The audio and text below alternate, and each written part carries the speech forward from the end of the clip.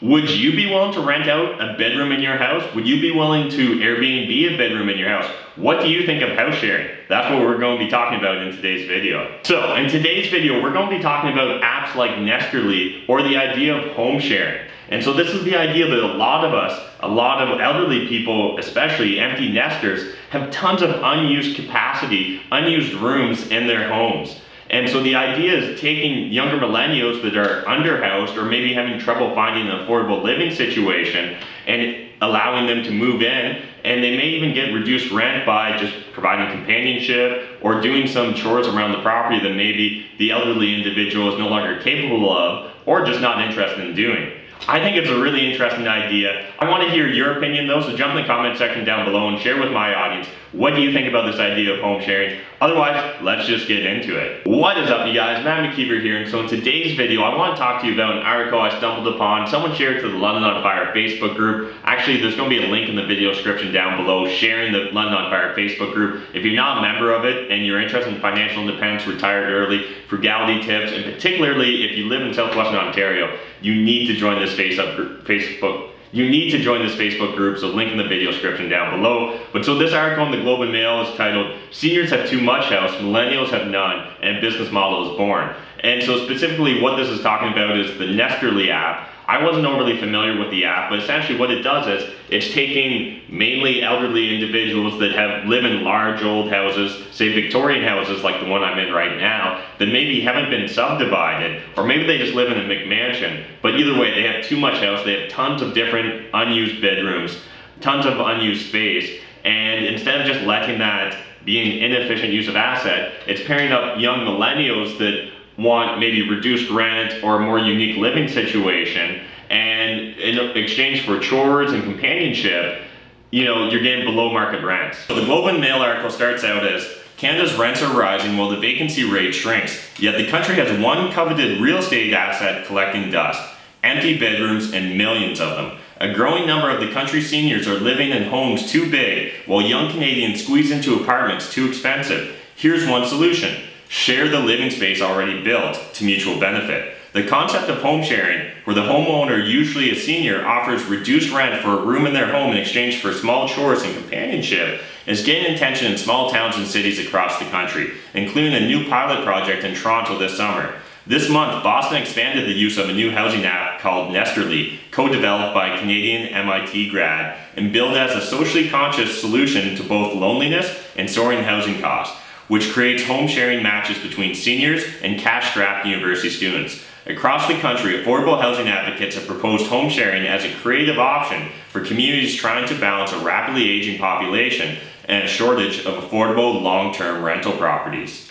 And so the article doesn't touch upon it a lot, but this isn't really that new of a concept. In fact, the idea of taking on boarders was very common 30, 40, 50 plus years ago. And in fact, in a lot of student communities or cities or towns that are student oriented that have large post-secondary populations, it's quite common. And so, in London, Ontario, it was very common to find these older houses that maybe had a granny suite or a granny attic apartment. And the idea was these students that maybe are only going to live there for 4 or 8 months of the year, or maybe year round, they're more price sensitive, but they're willing to maybe pitch in and help keep up the place. And the elderly individual maybe no longer has the mobility or the interest or the ability to keep up their giant property.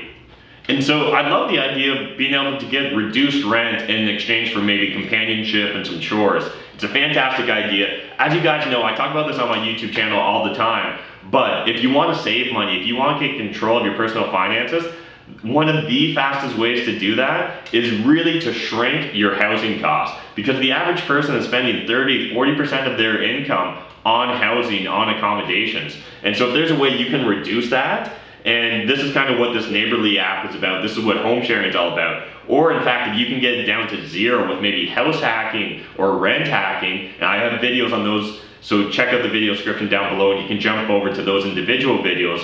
But specifically with this idea of home sharing, I think it's a great idea, particularly if you're able to find a situation where maybe you only need to live there for 4 or 8 months of the year because you're a student and you want to be able to go home for the summer and make money in your hometown or your home city. I I think that this is a great opportunity for an elderly individual that maybe owns a big old Victorian house in the downtown core near a school or a university. And what's great from my perspective is Neighborly does background checks, police checks, and all that stuff, and it's just one additional filter. Now, you don't need an app like Neighborly. You could do this on Kijiji yourself if you're interested in doing it, but I think it's just one more feather in our cap, one more tool in our tool belt that will allow us to reduce our personal overhead. And so, we're all about growing the gap in order to get to financial independence faster. So you need to either increase your income or decrease expenses, or ideally do both and save the difference. And so the idea of house sharing, I think, is a fantastic opportunity. Now, that being said, if you have more house than you need, there are a few other options rather than using Neighborly. I think Airbnb is one of the most interesting opportunities right now. As you guys know, on my YouTube channel, I've been talking that we're actually converting my old apartment where I used to shoot a lot of my YouTube videos into an Airbnb, just to kind of experiment with it, because my buddy Phil Weibel has had such success for that. If you want to see Phil talking about his success on Airbnb, check out the video description down below. But I think it's just, Airbnb is really interesting because you're not giving up your full living space all the time necessarily. So if you're just going to rent out a few rooms or part of your home on Airbnb, you can block it off. Say if you have family coming for a weekend and you want to use that space personally, you just block it off and don't rent it out during that time. Otherwise, you can rent it out, earn some extra income, reduce your personal overhead, which is going to allow you to save more money faster. Because one of my most popular videos is talking about how to retire off of $250,000 and how to retire in 5 years. And the most common thing is people just saying that it's impossible to save 80% of your take-home pay. And it's impossible to save 80% of your take-home pay if you're doing it the normal way. But the thing is, if you're paying nothing for your accommodations, if you're paying nothing for your shelter, for your home, all of a sudden, that 30 to 40% that the average person is spending on their personal residence, that becomes your opportunity to really beef up your savings. Because immediately, let's say you were saving 10 or 20% as is. Now, if you don't have a personal residence or you don't have any cost associated with your shelter, you can now save maybe 40 or 50% of your income. That becomes way more powerful. Then if we can get your transportation costs down, all of a sudden the idea of 80% or about 80% becomes far more practical for the average person. And so talking about people having too large of a house or extra rooms that they're not using, there was a housing suitability study done, and it's on the Globe and Mail article done by the Canadian Centre for Economic Analysis, and it's looking at the GTA, and they found that in Ontario, as well as the GTA, about 2/3 of the population are overhoused. It means that they have excess capacity, they have unused bedrooms. And you guys know I love effectively and efficiently using assets, and to have multiple bedrooms that you're never using seems like a really ineffective use of that space and your resources, because it costs you money to maintain and operate that living space even if you're not using it. So I think ideas like this Nesterly app, or ideas like Airbnb your room sometimes, is a great way for you to maybe justify or cover that additional expense by having a larger house, by having sometimes unused bedrooms. As well, I think that a lot of it comes down to people want their house to be their castle, their home to their castle, this idea that they need a McMansion in the suburbs.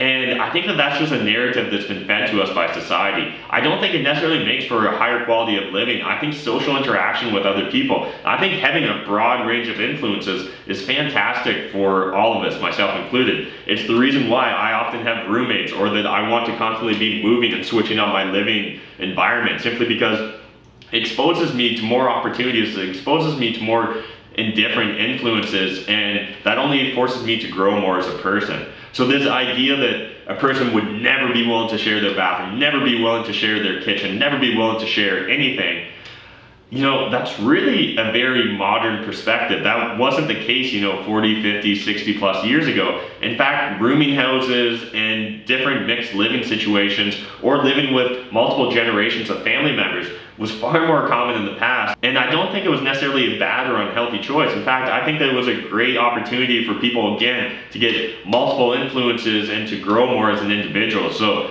before you guys post saying that, no way, I would never do this, let's just really think it through. Is there really a good reason why you would never do it, or is this just an initial emotional reaction that you're having? Let's sit down and think through it rationally and logically. I think that if you do that, you'll find that there's far fewer arguments against why you should do something like this than your first gut reaction might say. Let me know in the comment section down below, what's your opinion? Do you think, is this idea of Nesterly or Airbnb bedrooms in your own house crazy? Is that something you'd be willing to entertain? Is it something you currently do? Particularly if it's something you're currently doing or about to do, I want you to jump in the comment section, share your experiences with the rest of the audience, because I think that we need more perspectives on this. I know the Globe and Mail article had some relatively negative comments, but again, most corners of the internet aren't as friendly as my YouTube channel, so let's share our experiences in the comment section down below, guys. I'd really appreciate it. I know all the lurkers in the comment section would appreciate it as well. If you guys enjoyed this video, smash that like button, hit the subscribe button if you're new to my channel,